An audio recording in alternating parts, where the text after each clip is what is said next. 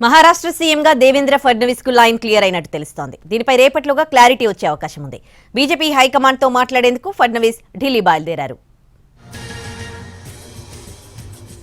మహాయుతి కూటమిలో చీలికలుస్తున్నాయన్న ఆరోపణలకు ఏక్నాథ్ షిండే కౌంటర్ ఇచ్చారన్నారు దేవేంద్ర ఫడ్నవీస్. కూటమి పార్టీలన్నీ కలిసే ఉన్నాయని చెప్పారు ఆయన. 3 పార్టీలు చర్చించుకుని సీఎం ఎవరనేది నిర్ణయం తీసుకుంటామన్నారు.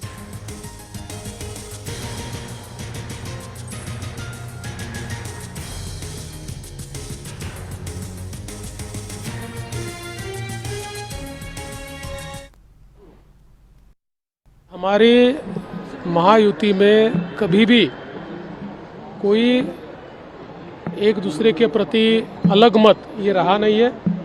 हमने हमेशा साथ में बैठकर निर्णय किए हैं और चुनाव से पहले भी हमने कहा था कि चुनाव के बाद साथ में बैठकर निर्णय करेंगे। कुछ लोगों के मन में जो शंकाएं थी उनको दूर करने का काम सम्माननीय एकनाथ शिंदे जी ने किया है।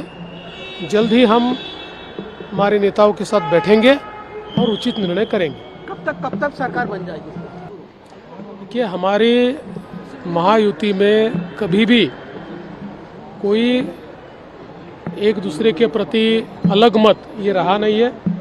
हमने हमेशा साथ में बैठकर निर्णय किए हैं और चुनाव से पहले भी हमने कहा था कि चुनाव के बाद साथ में बैठकर निर्णय करेंगे। कुछ लोगों के मन में जो शंकाएं थी उनको दूर करने का काम सम्माननीय एकनाथ शिंदे जी ने किया है। जल्द ही हम हमारे नेताओं के साथ बैठेंगे और उचित निर्णय करेंगे। कब तक सरकार बन जाए? మహారాష్ట్ర సీఎంగా ఎవరిని చేయాలో బీజేపీ హైకమాండ్ కే వదిలేశామన్నారు ఏక్నాథ్ షిండే. ముఖ్యమంత్రి ఎంపికపై ప్రధానిదే తుది నిర్ణయమని, ప్రధాని ఏ నిర్ణయం తీసుకున్నా కట్టుబడి ఉంటామన్నారు షిండే.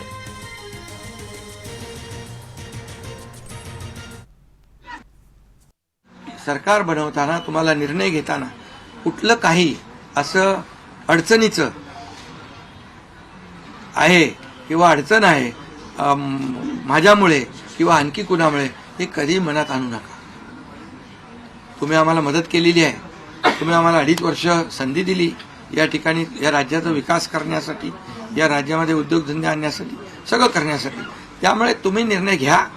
तुम्ही तुमचा निर्णय जो आहे तो निर्णय एक बाबा महायुतीचे म्हणजे प्रमुख म्हणून की बाबा एनडीए आमचे एनडीए देशामध्ये एनडीए आणि महाराष्ट्रात महायुती.